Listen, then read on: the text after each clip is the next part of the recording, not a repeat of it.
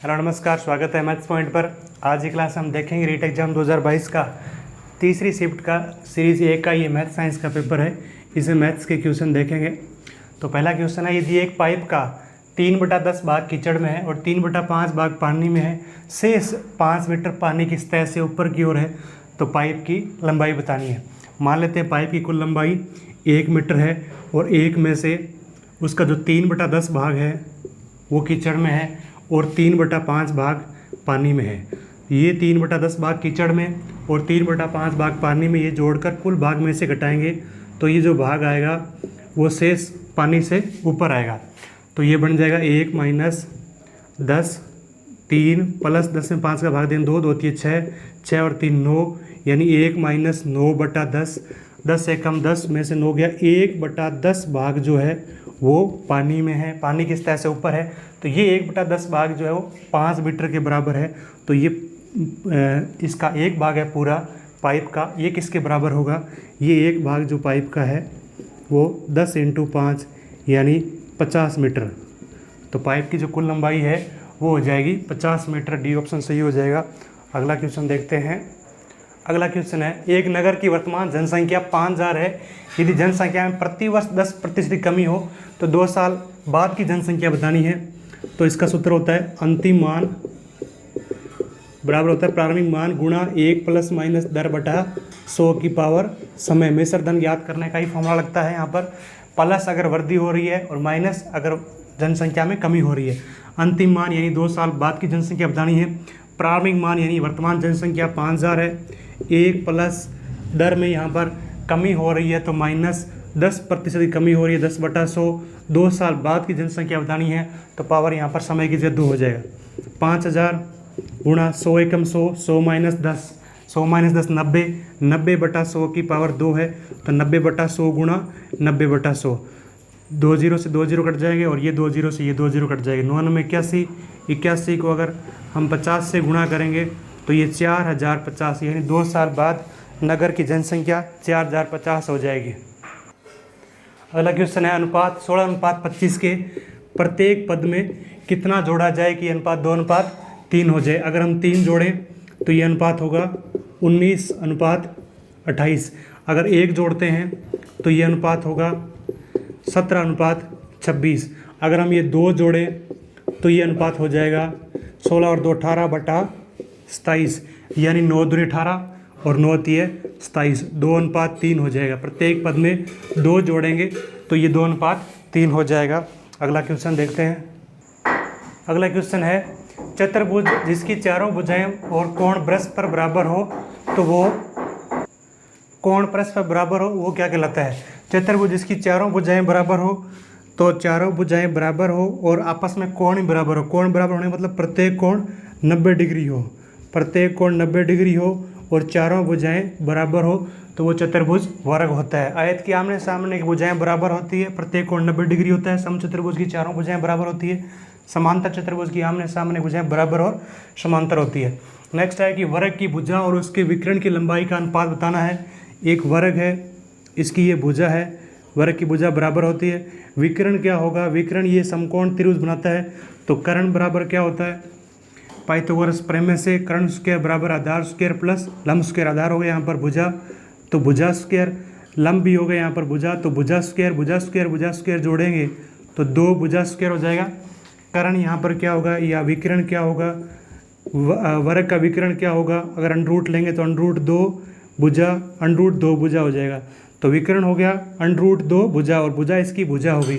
अनुपात बताना है भुजा का और विकर्ण का। विकर्ण हो गया √2 भुजा, तो भुजा से भुजा कट गया, यहाँ पर है 1:√2। तो वर्ग की भुजा और उसके विकर्ण की लंबाई का अनुपात होगा 1:√2। किसी त्रिभुज की 2 भुजाओं का योग तीसरी भुजा से हमेशा बड़ा होता है। त्रिभुज की 2 भुजाओं का जोड़ है वो तीसरी भुजा से बड़ा होता है। त्रिभुज ABC है तो इसकी 2 भुजा AB और AC, इन दोनों भुजाओं का जोड़ हमेशा तीसरी भुजा BC से बड़ा होगा, या AB और BC का जोड़ AC से बड़ा होगा, या AC और BC का जोड़ AB से बड़ा होगा। तो त्रिभुज की 2 भुजाओं का योग हमेशा तीसरी भुजा से बड़ा होता है। अगला क्वेश्चन है, एक घनाभ का आयतन 440 घन सेमी है और इसके आधार का क्षेत्रफल 88 वर्ग सेंटीमीटर है तो घनाभ की ऊंचाई बतानी है। घनाभ का आयतन होता है लंबाई गुणा चौड़ाई गुणा ऊंचाई। ये घनाभ का आयतन दे रखा है 440 घन सेमी। आधार जो घनाभ का होता है वो आयताकार होता है, आयत का क्षेत्रफल होता है लंबाई गुणा चौड़ाई। ये आयत का क्षेत्रफल है, ये घनाभ के आधार का क्षेत्रफल है लंबाई गुणा चौड़ाई। इसकी जगह आ जाएगा 88 गुणा ऊंचाई बराबर 440। यहाँ से हम घनाभ की ऊंचाई ज्ञात कर लेंगे। 440 88 भाग में चला जाएगा। 440 में 88 का भाग देंगे तो 5 सेमी, यानी घनाभ की ऊंचाई हो जाएगी 5 सेमी। डी इसका ऑप्शन सही हो जाएगा। एक घन में विकर्णों की संख्या, घन हो या घनाभ हो, विकर्ण 4 होते हैं। यदि एक बेलन की ऊंचाई 11 सेमी, वक्रपृष्ठ 968 सेमी स्क्वायर हो तो बेलन की त्रिज्या क्या होगी? तो बेलन का वक्रपृष्ठ होता है 2πr/h और वो हमें दे रखा है 968। तो 2 का मान 22/7, r की जगह त्रिज्या हमें ज्ञात करनी है और h की जगह ऊंचाई हमें दे रखी है 11 बराबर 968। यहाँ से हम बेलन की त्रिज्या ज्ञात कर सकते हैं। 968 ये 7 भाग में गुणा में चला जाएगा और ये 2 गुणा 22 और गुणा 11 ये भाग में चला जाएगा। 968 में 22 का भाग देंगे, 22 चौके 88 और 22 चौके 88, 11 एकम 11, 11 चौके 44, 2 एकम 2, 2 दूनी 4, 2 साते 14। तो बेलन की जो त्रिज्या है वो 14 सेमी हो जाएगा। ऑप्शन सी इसका सही हो जाएगा। अगला क्वेश्चन देखें। समकों को खानों और पंक्तियों के क्रमबद्ध रूप में प्रस्तुत करने की व्यवस्था क्या कहलाती है? सारणियन कहते हैं उसको। आंकड़ों को खानों पंक्तियों में व्यवस्थित किया हो तो उसे। निम्न में से कौन से द्वितीयक या गौण आंकड़ों का स्रोत नहीं है? प्राथमिक आंकड़े वो होते हैं जिनमें संकलनकर्ता स्वयं जाकर के आंकड़े इकट्ठे करें, वो प्राथमिक आंकड़े होते हैं। द्वितीयक आंकड़े वो होते हैं जो किसी पत्र पत्रिकाएं, अखबार और सरकारी रिपोर्ट से इकट्ठे किए जाते हैं, वो द्वितीयक आंकड़े होते हैं। तो पत्रिकाओं से प्राप्त आंकड़े यहाँ पर द्वितीयक हो जाएंगे। सरकारी रिपोर्ट से जो भी आंकड़े मिल रहे हैं वो भी द्वितीयक आंकड़े हो जाएंगे। और इंटरनेट पर संग्रहित आंकड़े इकट्ठे कर रहे हैं देख के तो वो भी द्वितीयक आंकड़े हो जाएंगे। लेकिन व्यक्ति स्वयं जाकर के किसी आंकड़े इकट्ठे कर रहा है, सर्वे कर रहा है, तो ये प्राथमिक आंकड़े हो जाएंगे, यानी ये द्वितीयक आंकड़ा नहीं है। सी ऑप्शन सही हो जाएगा। आवर्ती बहुभुज के अवलोकन से निम्नलिखित में से क्या ज्ञात किया जा सकता है? वर्गीकृत, अवर्गीकृत, बारंबारता बंटन दी हुई हो या व्यक्तिगत श्रेणी दी हुई हो, तो उससे हम सिर्फ निरीक्षण मात्र करके ही बहुलक ज्ञात कर सकते हैं। जबकि माध्यिका के लिए हमें आंकड़ों को आरोही क्रम में व्यवस्थित करना होगा। मध्यमान माध्यिका होता है या माध्य ज्ञात करना हो तो भी हमें आंकड़ों का योग बटा में आंकड़ों की संख्या इस तरीके से कैलकुलेशन करनी पड़ेगी, यहाँ भी करनी पड़ेगी। तो बहुलक जो है वो सिर्फ अवलोकन से ही ज्ञात किया जा सकता है। देख के बता सकते हैं कि बहुलक क्या होगा। जिस चर की बारंबारता सबसे ज़्यादा होगी वही बहुलक हो जाएगा। अब देखिए नेक्स्ट क्वेश्चन। अगला क्वेश्चन है, दो पासों को एक साथ छालने पर दोनों पासों पर आने वाली संख्याओं का योग 8 होने की प्रायिकता है। जब दो पासों को एक साथ फेंकते हैं तो कुल परिणाम जो बनेंगे वो हम लिखेंगे 1 1 1 2 1 3 1 4 1 5 1 6, फिर 2 1 2 2 2 3 2 4 2 5 2 6 3 1 3 2 3 3 3 4 3 5 3 6 4 1 4 2 4 3 4 4 4 5 4 5 4 5 4 6 5 1 5 2 5 3 5 4 5 5 5 5 5 6 6 1 6 2 6 3 6 4 6 5 6 6। इस तरीके से कुल जो संभावित परिणाम है वो 36 परिणाम है। 36 में से उन पासों पर आने वाली संख्याओं का योग 8 बने तो 8 योग कब बनेगा? 2 और 6 यहाँ 8 बनेगा, उसके बाद 3 और 5 8 बनेगा, 4 और 4 8 बनेगा, 5 और 3 8 बनेगा, 6 और 2 8 बनेगा। तो 8 बनने वाले कितने परिणाम हैं? 1 2 3 4 5। 5 परिणाम ऐसे होंगे जहाँ पर संख्याओं का योग 8 होगा और कुल परिणाम जो होंगे वो 36 होंगे। तो 5/36 प्रायिकता हो जाएगी उन पासों पर आने वाली संख्याओं का योग 8 होने की। तो 5/36 सी ऑप्शन सही हो जाएगा। अगला क्वेश्चन देखते हैं। 1/2 की पावर -2 गुणा 1/3 की पावर -2 गुणा 1/4 की पावर -2 का मान क्या होगा? तो अगर घात ऋणात्मक है तो अगर इस आधार को पलट देंगे, व्युत्क्रम लिखेंगे इसका 2/1, तो 2/1 की पावर जो है धनात्मक हो जाएगी, +2 हो जाएगी। इसी तरीके से ये -2 है घात, इसको +2 करने के लिए हम इसको पलट कर लिखते हैं 3/1, 3/1 घात 2 हो जाएगी। इसी तरीके से 4/1 घात 2 हो जाएगी। अब 2 की घात 2, 2 दूनी 4, 3 की घात 2, 3 3 3 9, 4 की घात 2, 4 गुणा 4 16, 4 9 36, 36 को 16 से गुणा करेंगे, 16 छिक्के 96, 16 × 48 और 9 57, तो 576 हो जाएगा इसका मान। बी ऑप्शन सही हो जाएगा। अगला क्वेश्चन देखते हैं। अगला क्वेश्चन है, दो संख्याओं का योग 15 यदि उनके वित्तक्रम का योग 3/10 हो तो बड़ी संख्या बतानी है, क्या होगी। देखिए दो तरीका है कि योग 2 है तो आप दो संख्या मान सकते हो x और y, x + y = 15। वित्तक्रम करोगे x का वित्तक्रम 1/x और y का 1/y, इनका जोड़ 3/10 हो गया। दोनों इक्वेशन को सोल्व कर सकते हो। नहीं तो फिर आप यहाँ देखिए 3/10, योग 10 है और योग 3/10 है, बटा में 10 है, इसका मतलब 1/10 होगा क्योंकि उसका व्युत्क्रम करेंगे तो 1/10 होगा और दूसरा भाग होगा 5। 10 और 5 15। अब इनका व्युत्क्रम करते हैं, 10/1 यानी इसका व्युत्क्रम हो जाएगा 1/10 और इसका व्युत्क्रम करेंगे 1/5 और दोनों को जोड़ेंगे तो 10 में 10 का भाग देंगे 1, 1 कम 1 हो जाएगा, 10 में 5 का भाग देंगे 2, 2 कम 2, 2 और 1 3/10। तो 2, 10 और 5 दो संख्याएं होगी जिनका योग 15 आ गया और व्युत्क्रम का योग भी 3/10 आ गया। अब हमें बड़ी संख्या बतानी है तो 10 और 5 में बड़ी संख्या कौन सी है, 10 है। सी ऑप्शन सही हो जाएगा। निम्न में से सही बताना है।